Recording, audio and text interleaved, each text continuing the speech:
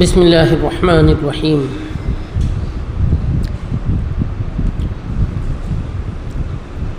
الحمد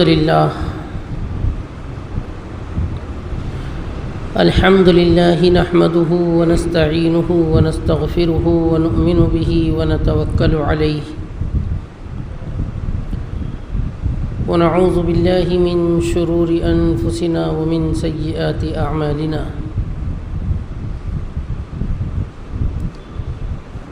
واشہد ان لا الہ الا اللہ وحدہ لا شریک لہ، واشہد ان سیدنا ونبینا ومولانا محمدا عبدہ ورسولہ صلی اللہ علیہ وعلی آلہ وسلم تسلیما کثیرا کثیرا،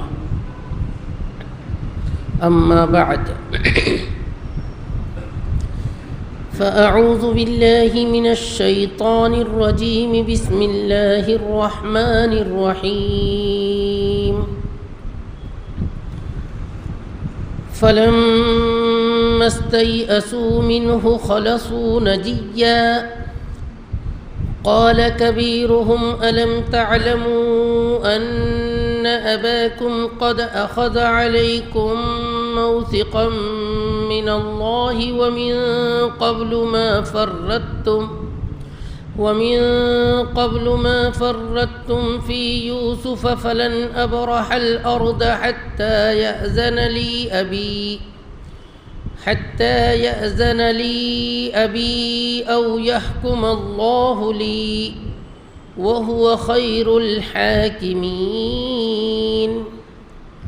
ارجعوا إلى أبيكم فقولوا يا أبانا إن ابنك سرق وما شهدنا إلا بما علمنا وما كنا للغيب حافظين، واسأل القرية التي كنا فيها والعير التي أقبلنا فيها وإنا لصادقون،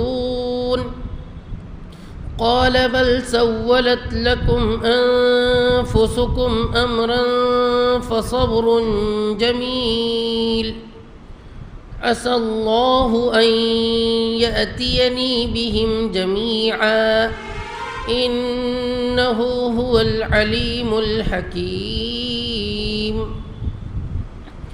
وتولى عنهم وقال يا أسفا على يوسف وابيضت عيناه من الحزن فهو كظيم، قالوا تالله تفتأ تذكر يوسف حتى تكون حردا أو تكون من الهالكين، قال إنما أشكو بثي وحزني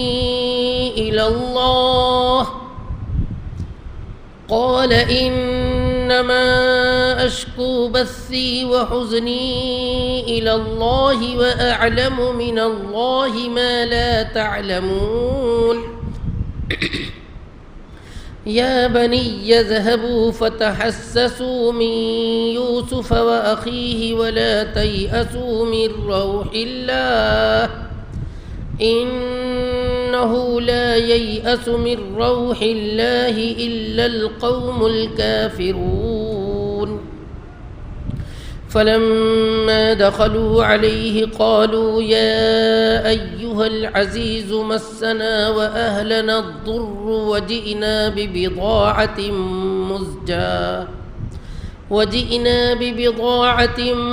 مزجاة فأوف لنا الكيل وتصدق علينا إن الله يجزي المتصدقين،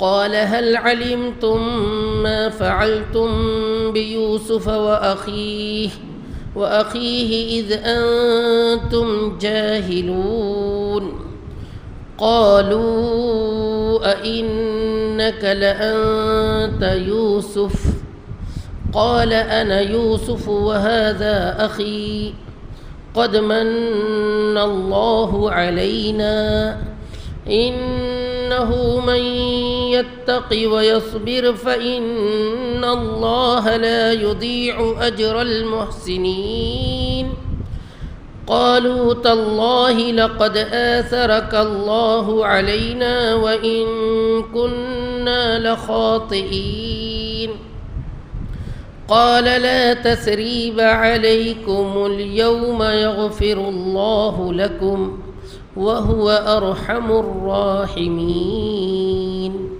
اذهبوا بقميصي هذا فألقوه على وجه أبي يأت بصيرا وأتوني بأهلكم أجمعين صدق الله مولانا العظيم.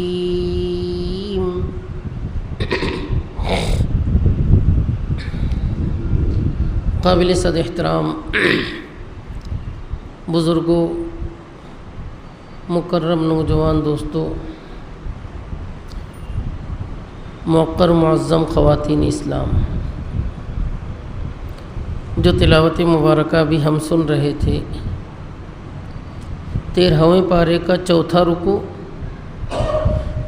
سورہ یوسف علیہ السلام کا 10واں رکوع۔ اس رکوع میں کل 14 آیات مبارکہ ہیں۔ ترجمہ سن لیجئے، پھر اس پر کچھ گفتگو کی جائے گی انشاءاللہ۔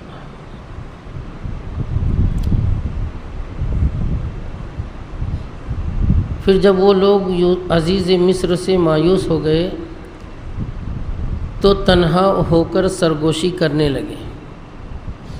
ان کے بڑے نے کہا، کیا تم جانتے نہیں ہو کہ تمہارے باپ نے تم سے اللہ کا عہد لیا ہے، اور اس سے پہلے جو تم نے کوتاہی کی ہے یوسف کے حق میں، سو میں تو اب اسی زمین پر ڈٹا رہوں گا یہاں تک کہ مجھ کو میرے والد اجازت دے دیں یا اللہ میرے لیے کوئی فیصلہ کر دے، اور وہ بہترین فیصلہ کرنے والا ہے۔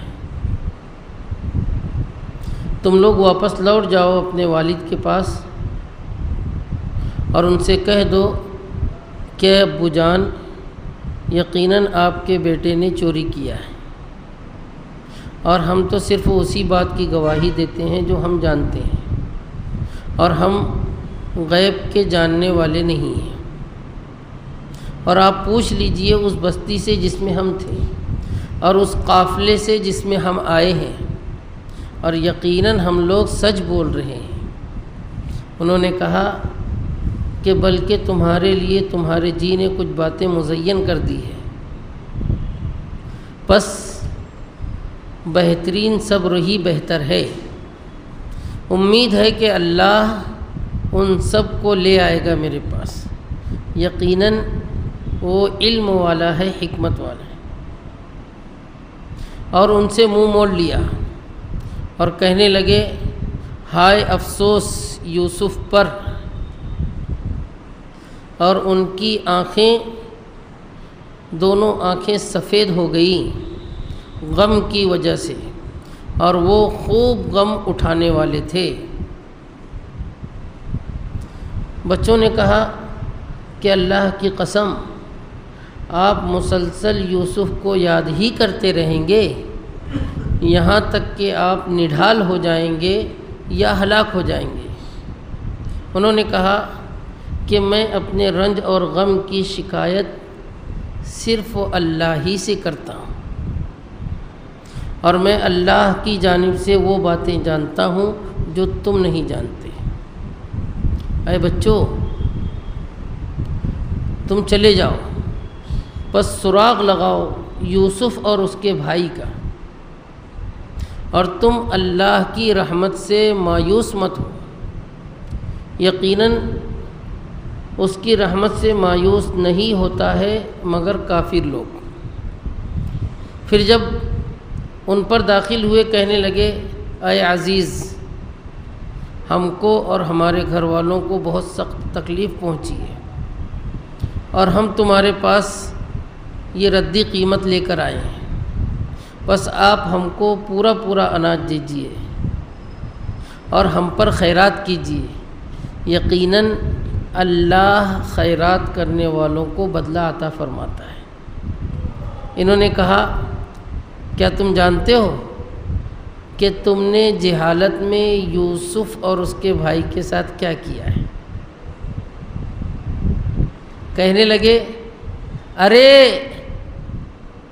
یقیناً آپ ہی یوسف ہو۔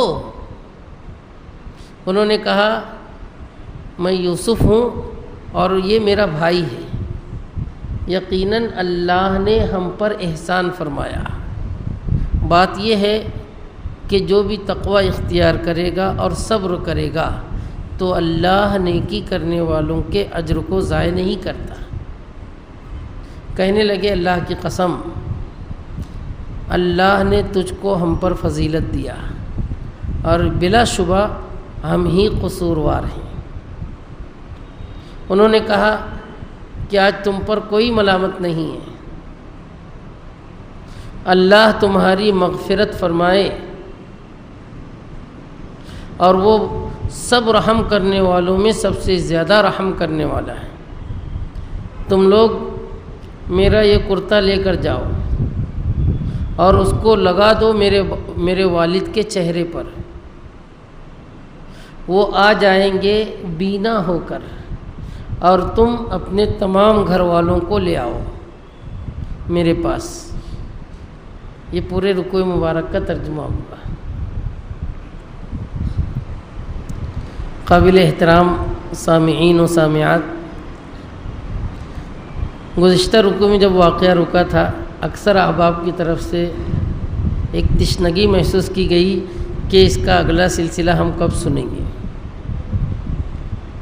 اسی بنیاد پر طویل رکوع ہونے کے باوجود پورا رکوع لیا گیا ہے، اور انشاءاللہ صرف ترجمے ہی سے واقعے کی اگلی نوعیت مکمل سمجھ میں آ رہی ہے، لیکن واقعے کا مقصد صرف قصہ گوئی نہیں ہے، اس میں بہت ساری عبرت کے پہلو ہیں۔ پچھلے رکوع کے آخر میں ہم نے سنا تھا کہ بھائیوں کی یہ جماعت عزیز مصر سے عاجزی کر رہی ہے، منت سماجت کر رہی ہے، باپ کا وسیلہ دے رہی ہے کہ ہمارے باپ بہت بوڑھے ہیں، غمزدہ ہیں، اور اسی سے زیادہ محبت کرتے ہیں، آپ ہم میں سے کسی کو رکھ لو، اس کو دے دو۔ لیکن عزیز مصر نے صاف فیصلہ سنا دیا، یہ تو ظلم ہو جائے گا، ہمارا سامان جس کے پاس ملا ہے ہم تو اسی کو لیں گے۔ شاہی حکم تھا، فیصلہ تھا، مجبور ہو گئے۔ واقعے کو اس رکوع میں آگے بڑھایا جا رہا ہے۔ جب وہ لوگ اس بادشاہ کی طرف سے بالکل مایوس ہو گئے، ہمت ہار گئے کہ اب کوئی بنائی نہیں بننا ہے، تو اب کنارے ہو کر تنہا ہو کر مشورہ کرنے لگے۔ مشورے میں اکثر کی ایک ہی رائے تھی کہ اب یہاں ٹھہر کر کیا فائدہ، چلو اپنے گھر چلتے ہیں۔ مشورے میں جب سب کی یہ رائے آئی تو ان بھائیوں میں جو سب سے بڑا تھا وہ ان کو نصیحت کرنے لگا، جو قرآن کریم کی اس آیت میں، آج کی پہلی آیت میں ذکر کی گئی۔ یہ بڑا کون تھا؟ اکثر مفسرین لکھتے ہیں کہ یہودا تھا، اور کچھ مفسرین کی رائے یہ ہے کہ اس کا نام تھا روبیل، جو عمر میں تو بڑا نہیں تھا لیکن علم و فضل میں بڑا تھا، اور بعض مفسرین نے اس بھائی کا نام شمعون لکھا ہے، واللہ اعلم۔ بہرحال ایک بھائی کہنے لگا کچھ یاد کرو، گھر سے نکلتے وقت تو ابو جان نے کیا کہا تھا، اللہ کی قسم کھلا کر کہے ہیں کہ اس بھائی کو واپس لانا ہے، اللہ کا عہد لیا تھا کہ اس بھائی کو واپس لانا ہے۔ اور تو اور دوسرے نہیں جانتے کیا تم کو بھی معلوم نہیں ہے تم نے یوسف کے ساتھ کیا کیا ہے؟ ابو جان کے ایک فرزند کے ساتھ ہم شرارت کر چکے ہیں، ابھی وہ غم والد صاحب فراموش نہیں کیے ہیں، بھولے نہیں ہیں، اب دوہری تکلیف، میری تو ہمت نہیں ہے، میں نہیں جاؤں گا۔ مفسرین لکھتے ہیں کہ یہ وہی بھائی ہے جس نے پہلے مشورے کے ٹائم یہ کہا تھا کہ اس کو قتل مت کرو، کہیں لے جا کر پھینک دو، کنویں وغیرہ میں ڈال دو تاکہ کوئی لے کر چلا جائے۔ پہلے اسی کے مشورے سے یوسف علیہ السلام کو قتل نہیں کیا گیا تھا، اور یہی بھائی تھا جس کو جدائیگی کے وقت تو ہمدردی ہوئی تھی، لیکن باقی بھائی عداوت پر آ گئے تھے، مجبوراً یہ بھی ان کے ساتھ ہو گیا تھا۔ آج وہی بھائی کہہ رہا ہے کہ سن لو، واقعہ تم کو معلوم ہے، ایک تو ابو نے عہد کر کے قسم کھلا کر بھیجا ہے کہ اس بھائی کو واپس لانا ہے، دوسری بات ہم نے یوسف کے ساتھ شرارت کی ہے، اب مجھے شرمندگی ہو رہی ہے، ندامت ہو رہی ہے، میں نہیں جاؤں گا گھر پر، میں یہیں ٹھہروں گا، اگر ابو جان خود بلائیں گے اجازت دیں گے تو آؤں گا، والد صاحب بلانا بھیجیں یا خود آئیں تب میں لوٹوں گا۔ یا دوسری چیز یہ کہ اللہ کوئی راستہ نکال دے، اللہ کوئی راستہ نکال دے کا کیا مطلب؟ عزیز مصر کو ترس آ جائے میرے بھائی کو چھوڑ دے تو میں خوشی خوشی لے کر گھر چلا جاؤں گا۔ اللہ پر بھروسہ ہے، کہہ رہے ہیں وَهُوَ خَيْرُ الْحَاكِمِينَ، اللہ بہترین فیصلہ کرنے والے، جو بھی ہوگا اللہ کی طرف سے اچھا ہوگا۔ دوسری آیت مبارکہ میں اس بھائی نے تمام بھائیوں کو یہی نصیحت کر کے بھیجی کہ جاؤ سب ابو کے پاس جاؤ اور کہہ دینا کہ تمہارے بیٹے نے چوری کیا ہے۔ جب جرم آ رہا ہے سامنے تو اس سے برات کا اظہار کر رہے ہیں، یہ نہیں کہہ رہے ہیں کہ ہمارے بھائی نے چوری کیا، تمہارے بیٹے نے کیا ہے، اور ہم صرف اسی بات کی شہادت دیتے ہیں جو ہم جانتے ہیں، غیب کیا ہے ہم کو نہیں معلوم۔ ہم کو تو بنیامین پر پورا بھروسہ تھا کہ وہ کوئی ایسی شرارت نہیں کرے گا، اور تو اور ہم نے جو عہد اور وعدہ کیا تھا وہ پورا کیا، ہم نے مکمل اس کی حفاظت کی، پورا راستہ سنبھالا، لیکن خفیہ طور پر اس کا ایسا جرم سامنے آ گیا کہ ہمیں پتہ ہی نہیں، ہمیں کیا معلوم کہ یہ ایسی شرارت کر بیٹھے گا۔ تیسری آیت میں اپنی برات کے طور پر لجاجت سے والد صاحب سے کہہ دینا کہ آپ چاہو تو مصر میں بھی تحقیق کر لو، آپ چاہو تو کنعان میں بھی تحقیق کر لو، معاملہ یہی ہے، آپ پوچھ لیجئے اس بستی میں جس میں ہم تھے، یعنی مصر میں جہاں یہ واقعہ پیش آیا ہے، اور یا تو ان سے دریافت کر لو جو ہمارے ساتھ قافلے میں گئے اور آئے۔ غالب گمان یہ ہے کہ ان بھائیوں کے ساتھ اس شہر کے اور اطراف کے اور بھی کچھ افراد گئے ہوئے تھے اناج لانے کے لیے، قحط سالی کا زمانہ تھا، اور تاکید سے کہہ رہے ہیں کہ ہم سچ بول رہے ہیں، وَإِنَّا لَصَادِقُونَ، ہم سچے ہیں۔ حضرت یعقوب علی نبینا وعلیہ الصلاۃ والسلام کی زبانی وہی کلمات آئے جو حضرت یوسف علیہ السلام کی فراق کے وقت و جدائیگی کے وقت آئے تھے۔ یہاں بھی حضرت یعقوب علیہ السلام نے کہا کہ تم کو تمہارے جی نے کچھ باتیں سکھا کر بھیجا ہے، اندر اندر کچھ پلان کر کے آئے ہو، بس میں تو صبر کروں گا، صبر جمیل، صبر ہی بہتر ہے، اچھا ہے۔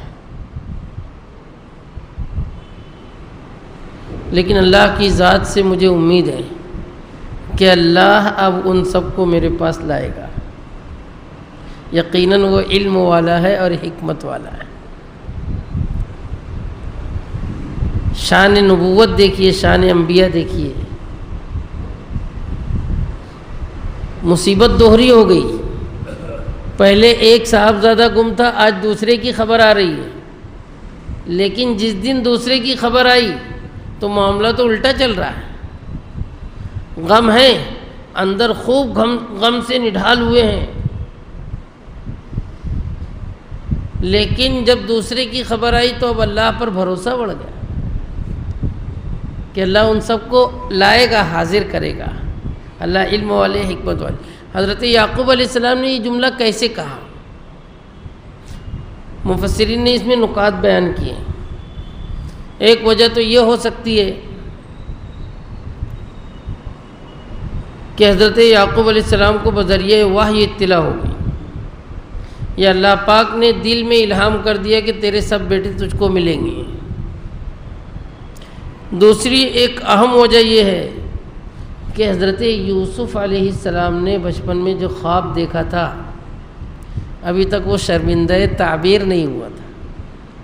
حضرت یعقوب علیہ السلام پر امید تھے کہ اس کی تعبیر ضرور سامنے آئے گی۔ ایسے کچھ اشارات موجود ہیں۔ حضرت یعقوب علیہ السلام اللہ سے امید کا اظہار کر رہے ہیں کہ اللہ اب سب کو لائے گا۔ یہاں ایک قیمتی سبق اور درس ہمیں یہ ملتا ہے کہ مصیبت جیسے جیسے بڑھ جائے ہمارا اللہ پر بھروسہ بھی اتنا ہی بڑھنا چاہیے، بلکہ اکثر تجربہ بھی یہ ہے اور حقیقت بھی یہی ہے کہ جب مصیبت خوب زیادہ پروان چڑھ جاتی ہے تو یہ اشارہ اس طرف ہوتا ہے کہ اب یہ ختم ہونے والی ہے، اب اس کا سورج غروب ہوا چاہتا ہے۔ اکثر پوری تاریخ کا ہم مطالعہ کریں یہی نتیجہ رہے گا۔ ہے آیا یورش تاتار کے افسانے سے کہ پاسباں مل گئے کعبے کو صنم خانے سے۔ جب مصیبتیں بہت زیادہ بڑھ جاتی ہیں، بہت زیادہ بڑھ جاتی ہیں، تو اب یوں سمجھ لیجئے کہ مصیبتوں کی شام ہو چلی، اب اچھائیاں آنا چاہتی ہیں۔ حضرت یعقوب علیہ السلام ایک طویل مدت تک یوسف علیہ السلام کی جدائیگی میں بے حال ہو چکے تھے۔ 5ویں آیت مبارکہ میں ان کی کیفیت بیان کی جا رہی ہے کہ جب بھائیوں نے آ کر یہ بیان کیا تو ان کی طرف سے منہ موڑ لیے، یعنی گویا ان سے بات ہی نہیں کر رہے ہیں اور افسوس کے کلمات کہہ رہے ہیں، یا اسفا علی یوسف۔ ابھی گم ہوا ہے بنیامین، لیکن یاد پرانے کی آ رہی ہے۔ حضرت یوسف علیہ السلام کی جدائیگی کا غم ان سے جدا ہوتا ہی نہیں تھا۔ مفسرین نے لکھا ہے کہ 40 سال کی مدت روتے ہوئے گزری ہے، اور بعض مفسرین نے کہا ہے کہ یہ جدائیگی کا زمانہ صرف 40 نہیں بلکہ 80 برس تک رہا۔ جتنا بھی ہو، رو رو کر آپ کی آنکھوں کی سیاہی ختم ہو گئی، آنکھیں سفید ہو گئی۔ اللہ کہہ رہے ہیں وَابْيَضَّتْ عَيْنَاهُ مِنَ الْحُزْنِ، غم سے ان کی آنکھیں جاتی رہی، سفید ہو گئی۔ وَهُوَ كَظِيمٌ، اور وہ غم کو اپنے اندر بھرے ہوئے تھے، خوب دبائے ہوئے تھے، روکے ہوئے تھے۔ قزم کہا جاتا ہے کسی چیز کو پوری قوت اور طاقت سے روکنا۔ اپنے غم کا اظہار دوسروں سے کہتے نہیں تھے، بولتے نہیں پھرتے تھے۔ یہ منظر کشی کی ہے۔ یہاں پر چند باتیں دل میں کھٹکتی ہیں۔ سب سے پہلی بات، حضرت یعقوب علیہ السلام اللہ کے برگزیدہ نبی ہیں، ابو الانبیاء ہیں۔ آخر ایک بیٹے کی محبت میں آپ اتنا کیوں پریشان ہوئے، اتنا شغف کیوں تھا، جبکہ انبیاء علیہم السلام کے بارے میں اللہ نے کہا ہے انا اخلصناہم بخالصۃ ذکر الدار۔ انبیاء کا دل خالص ہوتا ہے اللہ کے ذکر میں، تو یہ بیٹے کی محبت میں اتنے مجنون جیسے کیوں ہو گئے، جبکہ اولاد کو اللہ نے آزمائش اور فتنہ کہا ہے، انما اموالکم و اولادکم فتنہ۔ نبی ایسا ہو ہی نہیں سکتا کہ فکر آخرت کے علاوہ کوئی اور فکر اپنے اوپر سوار کر لے۔ چاہے اس کا کتنا بھی بڑا نقصان ہو جائے. اور نبی تو مومن کامل ہوتا ہے. ایک ایمان والے کا یہ ایمان ہوتا ہے، ایک ایمان والے کا یہ ایمان ہوتا ہے کہ ہر اچھائی اور برائی صرف اور صرف اللہ پاک کے حکم سے پہنچتی ہے. اگر حضرت یوسف علیہ السلام گم ہو بھی گئے تھے، اللہ کے فیصلے پر راضی ہو جانا چاہیے. اور خاص طور پر فطرت انسانی تو یہ ہے، کوئی غم کتنا ہی بڑا کیوں نہ ہو، وقت گزرنے کے ساتھ آہستہ آہستہ رفتہ رفتہ آدمی اس کو فراموش کر دیتا ہے، بھول جاتا ہے، بڑے سے بڑا غم آسان ہو جاتا ہے. لیکن حضرت یعقوب علیہ السلام ہیں کہ 40 یا 80 سال کی عمر بیت جانے کے بعد بھی بھول نہیں رہے ہیں. اس کا جواب مفسرین نے یہ لکھا ہے کہ حضرت یعقوب علیہ السلام نے حضرت یوسف علیہ السلام میں ظاہری حسن و خوبصورتی کے ساتھ ساتھ نبوت کی جھلکیاں بھی دیکھ لی تھی. ان کی محبت صرف دنیاوی محبت نہیں تھی، بلکہ یہ آخرت سے مربوط تھی، ایک نبی کی محبت تھی.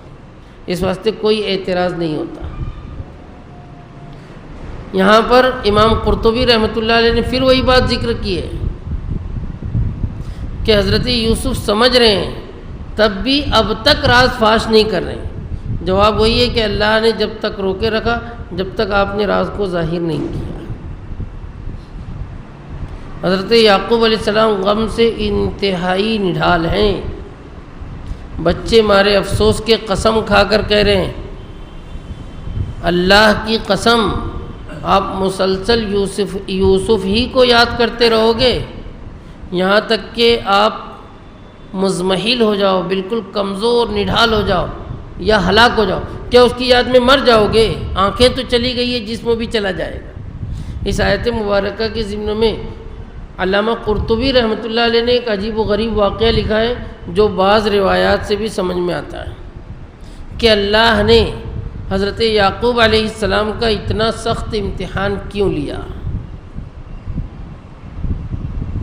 واقعہ یہ لکھا ہے کہ حضرت یوسف علیہ السلام جب چھوٹے بچے تھے، ایک شب حضرت یعقوب علیہ السلام اپنے گھر میں تہجد کی نماز پڑھ رہے ہیں. حضرت یوسف علیہ السلام گرمی سے کچھ پسینہ آ گیا ہے، پاس میں سو رہے ہیں اور ہلکا ہلکا کھراٹا لے رہے ہیں. انتہائی خوبصورت بچہ، اس پر موتیوں کی مانند پسینے کی بوندیں، اور خواب میں مست ہو کر، نیند میں مست ہو کر ہلکا کھراٹا لے رہا ہے. حضرت یعقوب علیہ السلام کی توجہ دوران نماز ان کی طرف چلی گئی. توجہ ہٹا کر پھر نماز میں مشغول ہو گئے. لیکن تھوڑی دیر میں دوبارہ پھر وہی ہوا، سہبارہ پھر وہی ہوا.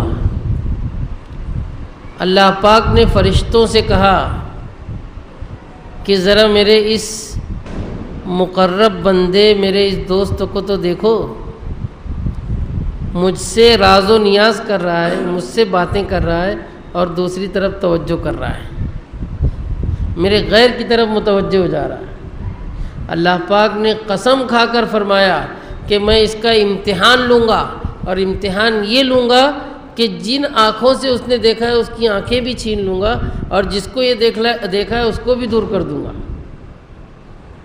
یہ روایت امام قرطبی رحمۃ اللہ علیہ نے ذکر کی ہے.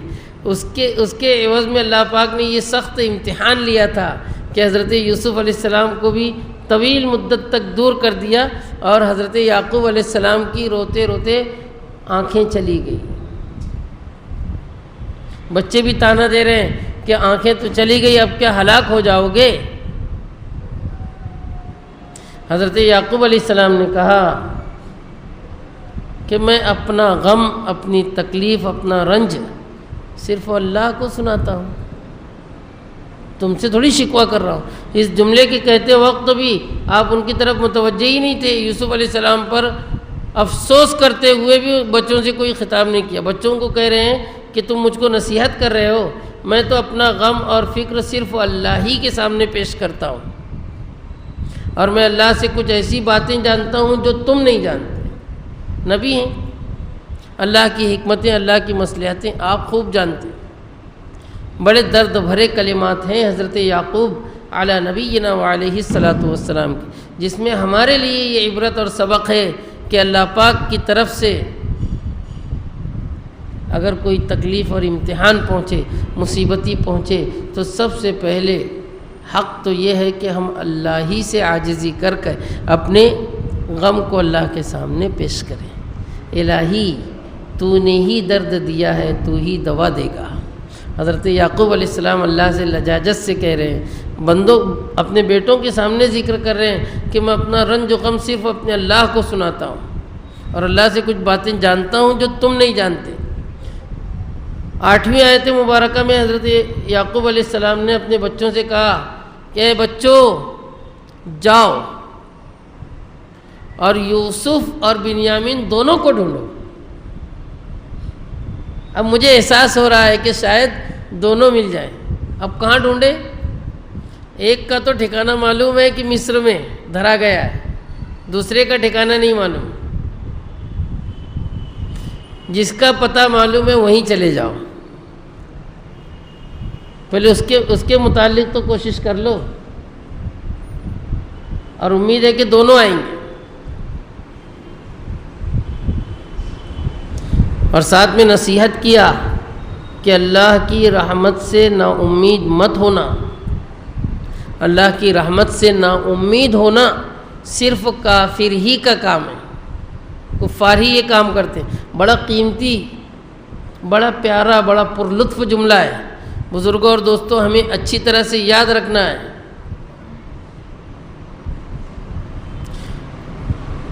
ہماری عقل جتنی وسیع ہے، اس سے کہیں زیادہ ہمارے رب کی قدرت وسیع ہے۔ اللہ پاک وہ کام کرتے ہیں، وہ قدرت رکھتے ہیں کہ ہم تصور بھی نہیں کر سکتے۔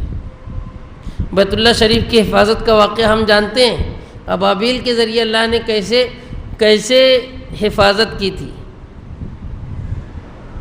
بڑا تندخو، بڑا طاقتور لشکر آیا تھا ڈھانے کے لیے، اور ایسی فوج لایا تھا کہ تاریخ میں ویسی فوج نہیں ملتی۔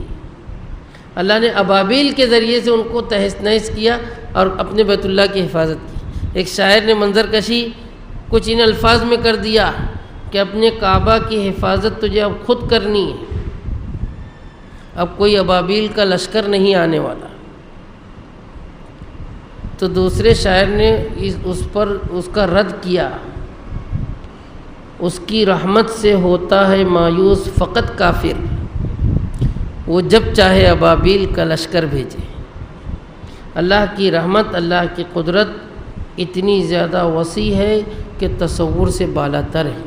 حضرت یعقوب علیہ السلام اپنے صاحبزادوں سے کہہ رہے ہیں کہ اللہ کی رحمت سے مایوس مت ہونا، نقشے کچھ بھی ہوں، حالات کچھ بھی ہوں، ایک مومن کو اللہ ہی پر مکمل اعتماد چاہیے۔ اگر اللہ پر اعتماد میں کمی ہے تو گویا ایمان میں کمی ہے۔ حضرت یعقوب علیہ السلام کہہ رہے ہیں کہ اس کی رحمت سے صرف منکرین کفار مایوس ہوتے ہیں۔ چلیے، یہ بچے واپس مصر تیسری مرتبہ سفر کر کے پہنچے۔ جب عزیز مصر کے پاس پہنچے، انہوں نے آپس میں یہی طے کیا کہ ہم کیا کرتے ہیں، چلو غلہ پھر سے لیتے ہیں۔ اس بہانے عزیز مصر سے بات چیت بھی کریں گے، ان کا موڈ بھی دیکھیں گے، اور موقع رہا تو بھائی کو مانگیں گے۔ اس طرح ایک بھائی کو تو چھڑا لیں گے۔ قرآن کریم میں یہ منظر کشی کی گئی کہ یہ بھائی جب عزیز مصر کے پاس یعنی یوسف علیہ السلام کے پاس پہنچے ہیں تو بڑی عاجزی سے کہنے لگے کہ اے عزیز، ہم کو بھی ہمارے گھر والوں کو بھی بہت سخت تکلیف پہنچی، غلہ سارا ختم ہوا، ہم بار بار یہاں سے وہاں، وہاں سے یہاں کا سفر کر رہے ہیں، اور دوسری بات ہم تنگ دست ہیں، محتاج ہیں، تمہارے پاس ردی قیمت لے کر حاضر ہوئے۔ ببضاعۃ مزجاۃ، بعض مفسرین نے ترجمہ کیا ہوا ہے کھوٹے سکے جو چل نہ سکے، اور بعض نے کہا ہے کہ کچھ ہلکے سامان لائے تھے، گھریلو سامان، جس کے عوض میں غلہ مانگ رہے تھے، اور شان کریمی سمجھ چکے تھے، عاجزی سے کہہ رہے ہیں کہ قیمت تو صحیح نہیں ہے، آپ ہم کو اناج پورا دینا، ہم پر صدقہ کرو، یقیناً اللہ صدقہ کرنے والوں کو بدلہ عطا فرماتا ہے۔ بڑی عاجزی سے عزیز مصر سے گلے مانگ رہے ہیں اور صدقہ مانگ رہے ہیں، خیرات مانگ رہے ہیں۔ اب یوسف علیہ السلام کا دل بھر آیا، اب تحمل ختم، اور مفسرین لکھتے ہیں کہ وحی کے ذریعے سے آپ کو اشارہ ملا کہ اب راز فاش کرنا ہے۔ یہاں مفسرین نے ایک بات لکھی ہے کہ بھائی تیسری مرتبہ جب کنعان سے مصر چلے تھے، حضرت یعقوب علیہ السلام نے ایک مختصر سا خط لکھ کر ان کو دیا تھا۔ خط میں انہوں نے یہ لکھا تھا: من یعقوب صفی اللہ، ابن اسحاق ذبیح اللہ، ابن ابراہیم خلیل اللہ، الی عزیز مصر۔ یہ خط یعقوب لکھ رہا ہے جو اسحاق کا بیٹا ہے، جو ابراہیم کے بیٹے ہیں، عزیز مصر کو لکھ رہے ہیں۔ اس کے بعد کا مضمون میں اردو میں سہولت کے طور پر سنا دے رہا ہوں کہ انہوں نے خط میں لکھا کہ عزیز مصر، ہمارا پورا خاندان ابتلا میں مشہور و معروف ہے۔ میرے دادا ابراہیم جو خلیل اللہ کہلائے ہیں، اس کو نمرود نے ایسی آگ میں ڈالا ہے جیسی آگ اس زمین پر کبھی جلائی نہیں گئی۔ میرے والد اسحاق بھی ہمیشہ امتحانات سے دوچار رہے، اور میں خود اپنے ایک بیٹے کی جدائیگی میں رو رو کر اپنی آنکھیں ختم کر چکا ہوں۔ اب یہ دوسرا بیٹا ہے جس کو آپ نے چوری کے جرم میں گرفتار کر لیا ہے۔ میں یقین سے کہہ سکتا ہوں کہ ہم سب انبیاء ہیں، انبیاء کی اولاد ہیں، ہمارے گھر میں چور پیدا نہیں ہو سکتا۔ فقط والسلام، کم و بیش ایسا مضمون یعقوب علیہ السلام نے لکھ کر بھیجا۔ حضرت یوسف علیہ السلام نے جیسے ہی خط کھولا، خط کے مضمون کو پڑھا، آنکھیں ڈبڈبا گئی، خط پر ہی آنسو گرنے لگے۔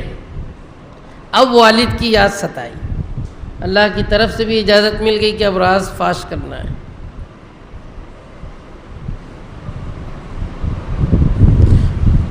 سیدھا بھائیوں سے مخاطب ہوئے اور بطور تمہید ایک ہی جملہ کہا: تم کو معلوم ہے تم نے یوسف کے ساتھ کیا کیا تھا، اور اس کے بھائی کے ساتھ کیا کیا جب تم جاہل تھے؟ آج تک عزیز مصر کے پاس جتنے دن ٹھہرے، جتنی مرتبہ آئے گئے، کبھی یوسف نام آیا ہی نہیں تھا۔ یہ پہلی مرتبہ یوسف علیہ السلام نے سیدھا ان سے سوال کیا کہ تم نے یوسف کے ساتھ کیا کیا تھا۔ جملہ سنتے ہی سارے بھائی چونک پڑے کہ عزیز مصر کو یوسف کیسے پتہ چلا۔ اب عقل پر کچھ ٹھیس پہنچی۔ دوسرے ابو نے وعدہ کیا ہے، عسى الله ان يأتيني بهم جميعا۔ حیرت زدہ ہو کر سوچنے لگے، غور کرنے لگے۔ اب خیال آیا کہ صورت ملتی جلتی لگ رہی ہے، آواز بھی ویسی لگ رہی ہے۔ زور سے چیخ پڑے، چلا پڑے، ارے کیا واقعی آپ ہی یوسف ہو؟ ذرا تصور کی نگاہوں سے دیکھیں ہم کیسا منظر رہا ہوگا، جس بھائی پر اتنے مظالم کیے ہیں اتنی مدتوں کے بعد، اور کئی مرتبہ آ کر گئے ہیں، پہچانے نہیں ہیں۔ اب اچانک دل میں خیال آیا کہ شاید یوسف یہی ہے، تو حضرت یوسف علیہ السلام نے برملا جواب دیا، ہاں ہاں میں یوسف ہوں، یہ میرا بھائی بنیامین ہے، یہ حقیقی بھائی ہے۔ تصدیق کے لیے پوری وضاحت کر دیا، اللہ نے ہم پر احسان فرمایا، جو بھی تقوی اختیار کرے گا، صبر کرے گا، اللہ نیکی کرنے والوں کا اجر ضائع نہیں کرتا۔ حضرت یوسف علیہ السلام نے اس انداز سے بتایا، پچھلی ساری باتیں چھوڑ دی، صرف پہلے سوال میں اتنا پوچھا تھا، حل علمتم ما فعلتم بیوسف، کیا تم جانتے ہو کہ تم نے یوسف کے ساتھ کیا کیا تھا؟ صرف وہ بطور تمہید کے یاد دلانے کے کہ ان کا کچھ ذہن ادھر جائے۔ بعد میں اعتراف کر لیا کہ میں ہی یوسف ہوں، یہ میرا بھائی ہے، اللہ نے احسان فرمایا ہوں۔ مفسرین نے ایک نقطہ لکھا ہے کہ بہت تکلیفوں کے بعد جب اللہ پاک یہ فضل فرمائے کہ وہ تکلیفوں کا خاتمہ ہو گیا، اب دن بدل گئے ہیں، تو بندے کو چاہیے کہ اللہ کے اس انعام کو یاد کرے، تکلیفوں کو یاد نہ کرے۔ جو پچھلی تکالیف کو اچھالتا رہے گا، پریشانیاں ہی گاتا رہے گا، یہ ناشکرہ بندہ شمار ہوگا۔ حضرت یوسف علیہ السلام نے صاف کہہ دیا، یہ اللہ کا احسان ہے۔ تقوی اور صبر، یہ دو نعمتیں جس بندے کو حاصل ہوگی وہ کامیاب رہے گا۔ حضرت یوسف علیہ السلام نے یہ نہیں کہا کہ میں نے تقوی اختیار کیا، میں نے صبر کیا، اپنے آپ کا تقوی بیان کرنا ممنوع ہے۔ مفسرین نے یہاں لکھا ہے کہ یہاں اپنی پاکیزگی، صفائی ستھرائی نہیں بیان کر رہے ہیں، بلکہ یوسف علیہ السلام اللہ کا یہ انعام ذکر کرنا چاہتے ہیں کہ اللہ نے اپنے فضل سے ہمیں تقوی کی دولت دی، صبر کی نعمت دی، اور اس کے بدلے میں یہ نتیجہ یہاں تک پہنچا۔ مفسرین نے بہت ساری فضائل اور ثواب صبر اور تقوی پر لکھے ہیں۔ یہاں لکھا ہے کہ حضرت یعقوب علیہ السلام کو صبر کے بدلے میں شہداء کا ثواب دیا گیا، اور انشاءاللہ جو بندہ اس امت میں صبر کرے گا اس کو بھی انہی کے برابر اجر و ثواب دیا جائے گا۔ صبر کا بے انتہا اجر و ثواب ہے۔ یہاں ایک روایت لکھی ہوئی ہے کہ جو بندہ صبر کا عادی ہوگا، قزم غیظ، غصے کو پی جائے گا، چھپا لے گا، کل قیامت میں اللہ پاک اس کو یہ اعزاز بخشے گا کہ مخلوق کے روبرو بلا کر کہے گا کہ تجھے جنت میں جو نعمتیں پسند ہو انتخاب کر لے، چن لے، رزقنا اللہ من فضلہ۔ حضرت یوسف علیہ السلام صبر اور تقوی کی فضیلت بیان کر رہے ہیں۔ قرآن کریم کی دوسری آیت میں اللہ پاک نے ان دو طاقتوں کو ایسی طاقت قرار دیا ہے کہ جس بندے میں رہے ہر مصیبت اس سے ہٹ جائے گی۔ وَإِن تَصْبِرُوا وَتَتَّقُوا لَا يَضُرُّكُمْ كَيْدُهُمْ شَيْئًا۔ دوسری جگہ اللہ نے کہا ہے وَمَن يَتَّقِ اللَّهَ يَجْعَل لَّهُ مَخْرَجًا۔ جو بھی اللہ سے ڈرے گا اللہ پاک اس کو نجات کا راستہ ضرور دے گا۔ اس کو اپنے مزاج میں شامل کرنے کی کوشش کرنا چاہیے۔ صبر کی دعا کرنا منع ہے۔ اگر صبر مانگ رہے ہیں اللہ سے تو اس کا مطلب یہ ہے کہ مصیبت مانگ رہے ہیں۔ عافیت مانگنے کا ہمیں حکم دیا گیا ہے، لیکن اللہ کی طرف سے جو حالات آ جائیں، اب حالات آ جانے کے بعد، خلاف طبع باتیں پیش آ جانے کے بعد، اب صبر ہمارا مزاج رہنا چاہیے۔ اب بھائیوں کے پاس کیا بچا تھا سوائے شرمندگی، شرمساری کے، افسردہ اور مایوس ہونے کی؟ کیا تھا؟ کیسی ندامت ہوئی ہوں گی، ذرا ہم سوچیں کہ جس بھائی کے ہم جان کے در پہ تھے، ہم اپنے خیال سے اس کو برباد کر چکے ہیں، اللہ پاک نے اس کی حفاظت کر کے اس کو تخت و تاج کا مالک بنا دیا ہے۔ قسم کھا کر کہنے لگے اللہ کی قسم، اللہ نے تجھ کو ہم پر فضیلت دی ہے، اور غلطی ہماری ہے، قصور ہمارا ہے۔ ایک دم نادم اور شرمندہ ہو کر سر جھکا کر کہنے لگے کہ ہم مجرم ہیں، آپ معزز ہو۔ جس خواب سے ابتدا میں سمجھ میں آ رہا تھا کہ کسی وقت اللہ پاک اس کو عزت دے گا، آج ظاہر ہو گیا۔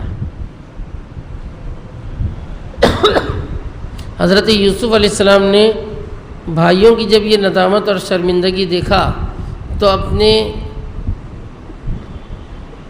نبوی اخلاق کی وجہ سے، شریف اور کریمانہ اخلاق کی وجہ سے فوراً معافی کا اعلان کر دیا کہ آج تم سے کوئی مواخذہ نہیں کروں گا، کوئی بدلہ نہیں لوں گا، کوئی انتقام نہیں لوں گا، کوئی ملامت نہیں، جاؤ پچھلی سب باتیں بھول جاؤ، اور تو اور میں اللہ سے تمہارے گناہوں کی معافی چاہتا ہوں، یغفر اللہ لکم، اللہ تمہیں معاف فرما دے، وہو ارحم الراحمین، وہ سب رحم کرنے والوں سے زیادہ رحم کرنے والا ہے۔ بے مثال اخلاق کا نمونہ ہوتے ہیں انبیاء کرام علی نبینا وعلیہم الصلاۃ والسلام۔